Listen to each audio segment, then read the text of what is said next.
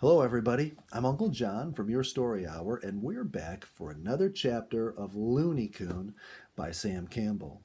Aunt Nikki, Aunt Carole, and I sure hope and pray that you're all keeping yourself well as we work our way through this book and we work our way through this period where we're doing everything we can to protect ourselves and everybody else from the coronavirus. So remember, we're praying for you, and we would really love it if you would pray for us here at Your Story Hour as well. But now it's time to get to chapter number 13 of Loony Coon, and it's entitled Grandmaw on the Warpath. Warden Ollie was impatient. "It's high time you folks get back here," he wrote. "I've been watching for word from you every day. Are you so messed up with them raccoons that you forget your old friends? Grandma Honker wants you, so come along. And if you come without Sonya, I'll send you back. I sure fell for that youngin'." So it wasn't long until we were on our merry way to the Warden Ollie's cabin camp with the X. Merry, that is, all except for Dorothy. "Do you suppose Grandma will remember me?" she worried. "I haven't a single piece of jewelry on today, except my wedding ring. Surely Grandma wouldn't want that." The warden wasn't at home when we arrived, but we found him in the midst of a young riot at the next cabin beyond. 4 irate women stood facing him, waving their arms wildly, all talking at once. It was clear that Ollie was having his troubles. Grandma Honker, just behind him, was trying constantly to get around him to the left or the right or through his legs toward the quartet of ladies. One moment Ollie gestured and talked to the women, the next he had to catch Grandma and pull her back, and the next he held his hands to his ears to shut out the wild ranting and screaming. "What's going on?" Jenny asked as we watched the scene from the car. "Those ladies are angry." "That's putting it mildly," I replied, as there was a new outburst of yelling and arm waving from the group. "If I'm not mistaken, Grandma Honker is in trouble, or at least she's stirred up some." We could hear Ollie's voice now rising above the storm. "Wait a minute! Wait a minute!" he yelled. Grandma sneaked around his right side, and he grabbed her and pulled her back. Then she went around the left side, and he barely caught her in time. Then he got straddle of her and held her tightly between his legs. "Here, go ahead in there and take this," we heard him shout. He drew some money from his pocket and gave it to the women. They took it in a rather snatchy sort of way, and throwing a few more vocal volleys at him, went inside the cabin. Ollie busied himself with Grandma. A moment later, the 4 ladies burst out of the cabin, suitcases in hands and with tempers unsubdued. They got into their car, which stood nearby, slammed the doors so hard it sounded like 4 gunshots, and drove by us with their engine roaring and low, too mad even to shift the gears. As they passed our car, one of the 4 rolled down a window and called back at Ollie, "And we're never coming back! Understand?" At this point, Grandma broke loose from Ollie. With wings flapping the ground, she took out after the car, squawking in goose fashion. The departing ladies then shifted into high gear and sped down the road. Warden Ollie saw us now and came forward, mopping his brow. "Howdy, folks," he said as we piled out of the car. "Mighty glad to see ye. You got here in time to see the commotion, didn't ye?" He greeted us all, cast an approving glance at Dorothy's attire, and took the willing Sonya in his long arms. "I've been mighty lonesome for this tyke since ye left. Grandma has been asking for ye in her own honkin' way." Grandma had given up the chase and turned her attention to Ollie's cat, asleep on the back steps of his cabin. Right that moment the old goose was approaching the cat. Slowly, her long neck arched low. We all watched in silence. Nearer and nearer she stretched and stretched until she gave the cat's tail a good nip. "Meow!" screamed the cat, and jumped right up in the air. Then she looked reproachfully at the goose, and her tail switched ominously. Grandma strutted away, looking for more worlds to disturb. Now, Ollie, what was going on? I asked. We thought we might have to come to your rescue. Well, guess I can't blame the ladies for being mad, really. He stroked his whiskers and looked at Grandma, who was just disappearing around the house. You see, Grandma Hunker had one of her bad days. She don't aim to cause trouble. She just can't control herself. He stared after the goose and then looked over to the cabin where the scene had taken place. Those go-ahead ladies writ up and reserved a cabin, he went on. Wanted to stay all this month. Said they liked animals and heard they could see lots of 'em here. Well, I go ahead in there and fixed up my best cabin for 'em, and in they moved. That was last night. Everything seemed all right at first. I saw them down by the lake this morning, looking at the sunrise, heard 'em talking to Grandma, and they was all a-laughing. So I goes to town for supplies. Phew! Ollie wiped his brow at the recollections. Guess I stayed longer than I should, he went on. Got to talking to my buddies, and time slipped by, so's I just got back half an hour ago. And oh, go ahead, go ahead, go ahead. He said these go-heads with gestures. First, he held his head in his hands. Then he waved both arms in helplessness. I heard women screaming at me before I got out of my jalopy, Ollie continued. I looked at their cabin, and I wish you could have seen what I saw. Oh, go ahead in there. He broke out laughing, and so did we. Here was Grandma, strutting up and down like a guard at Buckingham Palace. She was so wrought up she was dragging her wings like when she goes into a fight. Just inside the front porch, afraid to open the screen door, was them 4 ladies, all screaming at me to go ahead and save 'em.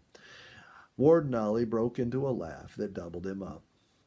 What happened, Ollie? Asked Dorothy. His merriment was infectious. We were all straining for his full story.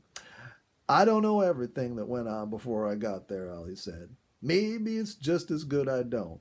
As it is, they threatened to go ahead and sue me. Well, I went over to the cabin feeling like I was walking into a trap. Grandma was so riled up she hardly spoke to me. She was a-trying to get them women in the porch. The ladies was all talking at once, so I couldn't get everything they said. But it seems that soon after I left for town, one of them ladies went outdoors. She was a-wearing a red bracelet. Dorothy nodded understandingly. Yep, you're getting the idea, Warden Ollie chuckled. The ladies had been getting along right good with Grandma, so they felt kind of confident. But Grandma was taken with that bracelet, and she starts in that cute way of hern to get it. The lady who was wearing it didn't want to give it up. You know, sort of selfish. So Grandma took matters in her own hands. I know only too well, Dorothy said. Yep, Ollie looked at her, his eyes twinkling.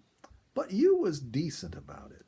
These ladies go ahead in there and got 4 hunks of firewood and set in to fight Grandma. One of the ladies hurls a hunk of wood at Grandma, but her aim wasn't good, and she hits another lady right on her pet corn. Anyway, they did a lot of yelping, and Grandma's never been used to such carrying on, so she got in a huff and sailed into all 4 of them. Go ahead in there, I'd-a give my best boots for to see that. Ollie was holding his sides.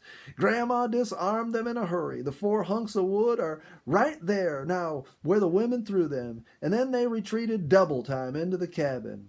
There the old gal stayed, with Grandma strutting up and down, daring any one or all of them to go ahead and come out and fight. Warden Ollie was laughing so hard he could hardly talk, and so were we. Well, they should be glad, Jenny finally managed to say. No one was hurt, and you came to their rescue.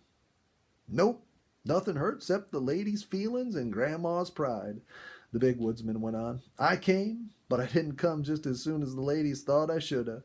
Grandma Honker locked 'em up long about 9 o'clock in the morning, and I didn't go ahead and get back till 2 in the afternoon. She had 'em in that cabin for 5 hours, and they'd be there yet if I hadn't come. Well, I gave 'em back all their rent and now they can go someplace where no goose will bother 'em. Look." He directed our attention to the guest cabin. There was Grandma looking angrily at the screen porch that had so recently been a prison. Sticking her long neck out, she gave one prolonged, loud hiss and strutted on. "Did you hear what the ladies said to you when they left?" Dick asked. "No, couldn't make out anything they said," Ollie answered. "One called, 'And we're never coming back!'" "Well," said Ollie with a twinkle and a wink, "that will be soon enough for Grandma and me." We had a wonderful afternoon at Warden Ollie's sanctuary. His animals were in fine form. Grandma Honker came back, her disposition entirely mended. She recognized Dorothy. Deliberately, the goose looked on her wrist for bracelets, on her throat for a necklace, and at her ears for earrings. Finding none, she accepted some corn from Dorothy's fingers, and all was forgotten and forgiven. The goose took to following Sonia, much to her delight. "If you was around here much," Ollie said to her parents, "pretty soon you'd have to ask Grandma's permission to go anywhere near your daughter." Mike and Ike, the otters, put on a show for us. After asking us to stay back so there would not be too many people, Ollie led Sonia out onto his pier where the two otters were sunbathing. He had her sit with her feet dangling down from the pier, and he sat beside her. As soon as the two were seated, Mike and Ike half slid, half walked right into their laps. Sonia squealed with obvious delight. "She likes ye, Sonia," said Ollie. "Mike's a wonderful animal, always in good humor, never gets upset, except when Grandma bites her tail." "Are they fish eaters?" Dick asked as we walked out to them on Ollie's invitation. "Mebbe. Sometimes otters might eat fish," Ollie said, "but not often. Matter of fact, the otter is one of the best friends fish have. He eats crawfish, and crawfish destroy lots of fish. And otters eat frogs and bloodsuckers and even turtles, all enemies of fish." He patted Ike, who had affectionately begun pushing her nose into his whiskers. "Otters should be more appreciated by men. They're all on our side." "Is this what you meant, Mr. Ollie, when you said you would show us something we wouldn't believe?" Sonia looked at her as if her fondest dream had already come true as she petted these slender, graceful animals. "I guess I did go ahead and promise that, didn't I?" Ollie smiled at her. "I wondered if you'd remember." "Nope, had something else in mind. I'll show you if you can get rid of these scamps. Come, Mike and Ike. Go for a swim before Grandma gets ye." The two otters reluctantly left the laps of Sonia and Ollie and plunged into the water. Swimming gracefully, they disappeared down the shoreline. Now we all watched Ollie to see what was the big surprise he had for us. That thing which we wouldn't believe. He enjoyed keeping us mystified. "You won't believe it, I tell ye, and nobody'll believe it when ye tell it," he said. He asked us to stay at the base of the pier and walked to the end. Here he gave a prolonged whistle, followed by a call. "Ho, ho, Jim! Come, Jim!" Our curiosity aroused, we watched the surface of the water and the sky overhead to see what would answer his summons. Again and again Ollie gave the whistle and the call. Presently he said, "Here he comes. Go ahead and get ready, folks." We hadn't seen a living thing as yet, but Ollie insisted, "He's coming." Out toward the center of the lake I saw a swirl in the water such as a fish makes when it leaps. Ollie called again and then reached down into a tin can and took out a few worms. "Watch close, folks," he called. "This show won't last long." He tossed several worms into the water beside the pier. To my utter amazement, I saw the form of a huge fish come and get them. "Would you believe it?" Ginny exclaimed. "What kind of a fish is it?" "A muskellunge," I declared. Ollie was reaching down from the pier toward the water, holding some worms in his fingers. The muskellunge swam back and forth below his hand several times, his great form plainly visible in the clear water. That fellow must weigh 35 pounds, said Dick, an experienced fisherman. He's the fiercest game fish in these waters. I can hardly believe this. Then came the climax of Ollie's exhibition. The muskellunge reached its head out of the water and took the worms from Ollie's fingers.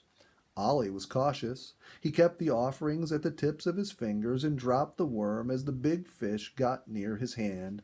The muskellunge's teeth are as sharp as saws, and he might have difficulty in knowing the difference between where Ollie's fingers began and where they left off.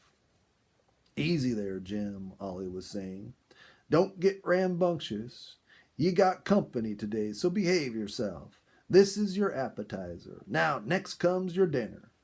Ollie took a package from his pocket in which were food scraps saved from his cupboard. The big fish swirled about, waiting. Then he whipped the surface of the water into waves and eddies as he gathered up every last crumb Ollie tossed to him.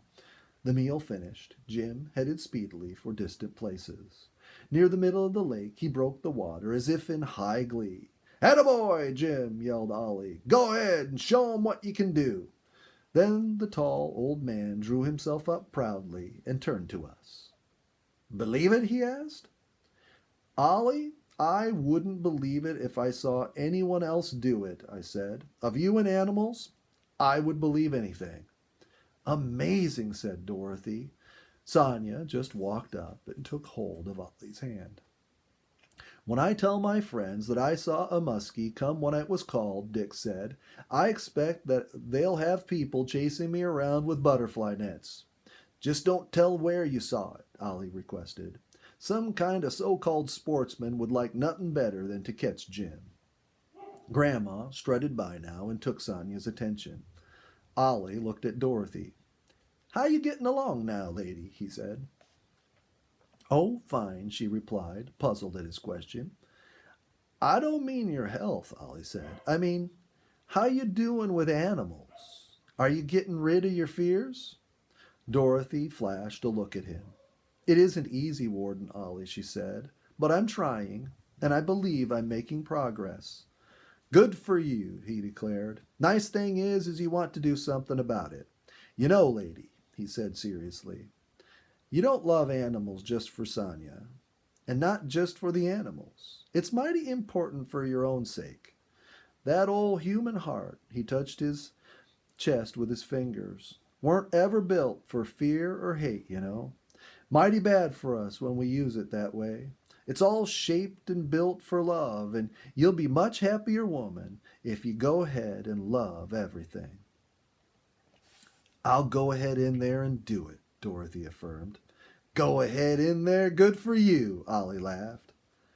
"But tell me, Warden Ollie," there was almost desperation in Dorothy's voice, "did you always like animals? Didn't you have to learn to like them?" Ollie was startled at the question. He was silent for a time, his eyes taking on a faraway look. Then his whiskers moved about, the outward evidence of a smile beneath. "There's a story about that," he said. "I'll tell you about it sometime if you want." But we had to wait for that until our next visit. And you'll have to wait for more of the story till tomorrow, when Aunt Nikki comes and brings to you chapter number 14. We'll see you then. God bless.